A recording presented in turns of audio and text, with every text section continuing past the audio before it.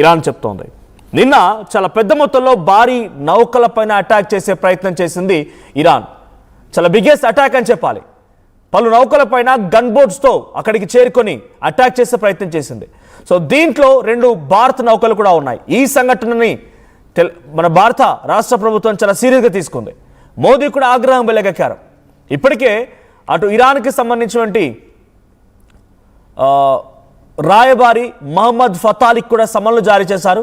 Before I continue with the more news, నేను దీనికి సంబంధించి మరిన్ని అప్డేట్స్ అందించే ముందు ఒకసారి నిన్న ఆ వెరీ లార్జ్ బల్క్ క్యారియర్ల పైన ఇటువంటి అటాక్ జరిగింది.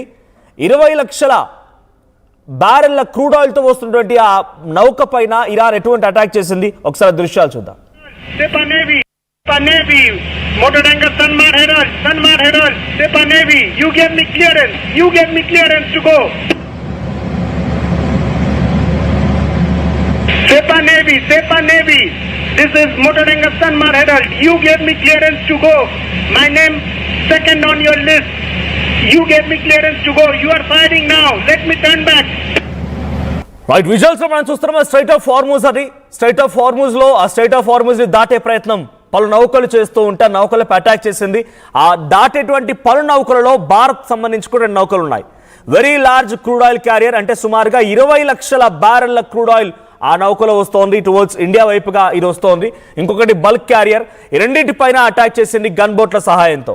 సో బట్ ఇక్కడ ఒక గుడ్నెస్ ఏంటంటే అక్కడ జరిగిన అటాక్లో మన భారతీయ నౌకలో వచ్చేటువంటి ఆ క్రూ మెంబర్స్ కానీ అంటే దాంట్లో ఉన్నటువంటి సహాయకులు కానీ ఆ వెజల్స్ కానీ ఎటువంటి నష్టం వాటిల్లేదు. అవి మళ్ళీ తిరిగి ఓమన్ వైపుగా కొన్ని పోర్ట్స్ వరకు వెళ్ళిపోయాయంట. సో దీనిపైన డైరెక్ట్గా ఇప్పుడు ఇరాన్ రాయబారి మహమ్మద్ ఫతాలికి సమన్లు జారీ చేసింది భారత ప్రభుత్వం. ఫతాలిని పిలిచి కాల్పపై వివరణను కూడా కోరే ప్రయత్నం చేసింది. అయితే ముందు పర్మిషన్ ఇచ్చినట్టుగా ఇచ్చి ఆ తర్వాత దొంగదారిన దొడ్డిదారిన ఈ రకంగా అటాక్ చేయడం ఏంటి అంటూ అటు భారత ప్రధాని నరేంద్ర మోదీ కూడా ఆగ్రహం వెలగక్కినట్టు తెలుస్తోంది. అయితే కావాలనే చేశారా లేదా పొరపాటున జరిగిందా? భారతీయ జెండాతో హార్మూజ్ నుంచి వస్తున్నటువంటి ఈ 20 లక్షల బ్యారెల్ల క్రూడ్ ఆయిల్ క్యారియర్ని ఎందుకు అటాక్ చేశారన్న దానిపైన వివరణ కోరుతూ ఫతాలికి సమన్లు జారీ చేయడంతో పాటుగా ఆయన పిలిచి మరి అడిగింది. సో దీనిపైన ఉన్నట్టుండి భారత నౌకలపై కాల్పుల వర్షం కురిపించడాన్ని ఇరాన్ ఆలోచించి చెప్తామని చెప్తోంది. అంటే ఇరాన్ కూడా ఇంకెటువంటి రెస్పాన్స్ ఇవ్వలేదు. ఐఆర్జేసీ కాల్పులు జరుపుతుండగా రికార్డ్ అయినటువంటి ఆ లైవ్ విజువల్స్ కూడా ఇందాక మీరు చూసారు. సో అయితే మీరు పర్మిషన్ ఇచ్చిన దాంట్లో లిస్ట్లో సెకండ్ నేమ్ నాది. ముందు చైనా, ఇండియా, రష్యా, మలేషియా ఈ కంట్రీస్కి మీరు డైరెక్ట్గా సేఫ్ ప్యాసేజ్ ఇస్తామని చెప్పిన దాంట్లో మా పేరు కూడా ఉంది. కానీ మళ్ళీ ఎందుకు మీరు అటాక్ చేస్తున్నారో దానిపైన కొంత ఆగ్రహం వెలగక్కడంతో పాటుగా అక్కడే ఉన్నటువంటి ఇండియన్ నేవీ ఆఫీసర్ కూడా దీనిపైన సీరియస్ అయ్యారంట. సో మనం విజువల్లో చూడొచ్చు పైన లైవ్లో ఇరాన్ దృశ్యాలు అనేది. సో ఆ లైవ్లో ఇరాన్ కాల్పులకు సంబంధించి ఆ సౌండ్ శబ్దాలు మనకు వినబడుతూ ఉన్నాయి. అది స్ట్రైట్ ఆఫ్ హార్ముజ్ మొత్తం కూడా అటువైపు ఇరాన్, ఇంకోవైపుగా ఓమన్. సో మధ్యలో ఉన్నటువంటి సుమారుగా 33-34 కిలోమీటర్ల చిన్న జలసంధి అది. ఆ జలసంధి వెంట 2 భారత యుద్ధ నౌక అటు భారత్ సంబంధించినటువంటి నౌకలు crude oil carrier and bulk carrier 2 కూడా పాస్ అవుతూ ఉంటే ఇరాన్ కాల్పులు చేపట్టింది. సో దీనిపైన ఇప్పుడు భారత ప్రభుత్వం కూడా చాలా సీరియస్ అయింది.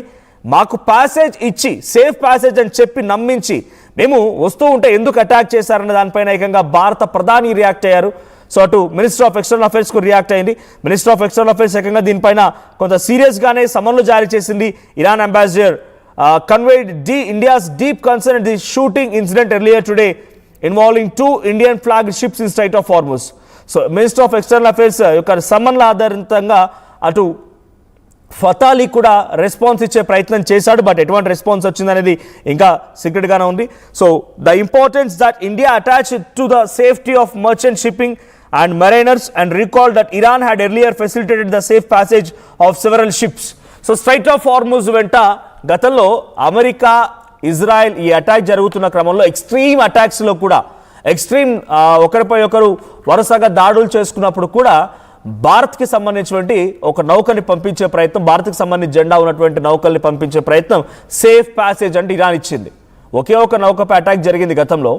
ఆ నౌకపై అటాక్ జరిగినప్పుడు కూడా అది థాయిలాండ్కి సంబంధించిన నౌక భారత్కి వస్తోంది. గుజరాత్కి రావాల్సినటువంటి నౌక అది కింద ఒక సీ మైన్ అటాక్ చేయడంతో అది కింద పూర్తిగా కూడా ఆ ఆయిల్ అంతా కూడా లీక్ అయిపోయింది. సో ఆ తర్వాత కొంత సేఫ్ ప్యాసేజ్ దొరికింది, ఇండియాకి ఎటువంటి ఆటంకం కలగలేదు. సో కొంత అక్కడ నుంచి సప్లై అవ్వడం, మనం ఎక్కడైతే కువైట్ నుంచో లేకుంటే ఇరాక్ నుంచో మనం ఆయిల్ సప్లై చేసుకుంటున్నాం, ఆ దేశాల నుంచి సప్లై అవ్వడం కొంత ఆలస్యమైందేమో, కానీ ఏ రోజు కూడా భారత నౌకలను టచ్ చేసే ప్రయత్నం ఇరాన్ చేయలేదు. అటు సీ మైన్స్ ఎక్కడ అటాక్ జరగలేదు, అటు ఇరాన్ కూడా అటాక్ చేసే ప్రయత్నం చేయలేదు. అంతో ఇంతో డొనాల్డ్ ట్రంపే ఇంకా వెనక నుంచి మీరు ఎలా సేఫ్గా తీసుకెళ్తారో నాకు సపోర్ట్ చేయరా అన్నట్టుగా వార్నింగ్ కూడా ఇచ్చే ప్రయత్నం చేశాడు. At the same time tariff పెంచుతానని చెప్పి కూడా కొంత వార్నింగ్ అయితే ఇచ్చే ప్రయత్నం చేశాడు. కానీ ఏ రోజు ఇరాన్ అటాక్ చేయలేదు. కానీ ఏం జరిగిందో తెలియదు, కానీ నేను ఉన్న పలంగా 2 భారత నౌకలపై అటాక్ చేయడాన్ని భారత ప్రభుత్వం చాలా సీరియస్గా తీసుకుంది.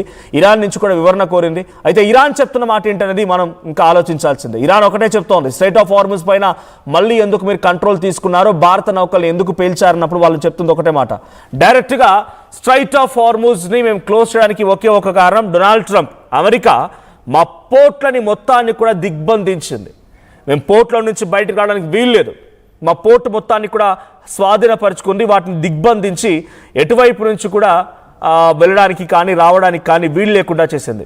మేము ఎక్స్పోర్ట్ చేసేదే అంతో ఇంత, కొంత మాత్రమే ఎక్స్పోర్ట్ చేస్తాం. ఇక్కడ అమెరికా కూడా ఒక స్ట్రాటజికల్గా ముందుకు రావడం గల కారణం ఏంటంటే, ఇటు గల్ఫ్ కంట్రీస్ అయినటువంటి సౌదీ, ఖతార్, కువైట్, బనామా, బహ్రెయిన్, ఇరాక్, యుఏఈ, ఓమన్, ఈ దేశాలకు సంబంధించినటువంటి ఎక్స్పోర్ట్స్ మొత్తాన్ని నిలిపివేసి స్ట్రైట్ ఆఫ్ హార్ముజ్ తన కంట్రోల్కి తీసుకున్న ఇరాన్, నేను కూడా వాళ్ళ పోర్ట్ని దిగ్బంధిస్తా, అప్పుడు ఫైనాన్షియల్గా ఇరాన్ కూడా లాస్ వస్తుంది, ఫైనాన్షియల్గా వాళ్ళు కోలుకోలేరు. కాబట్టి ఈ ఫైనాన్షియల్ దెబ్బ కొట్టే ప్రయత్నం డొనాల్డ్ ట్రంప్ చేస్తూ ఆ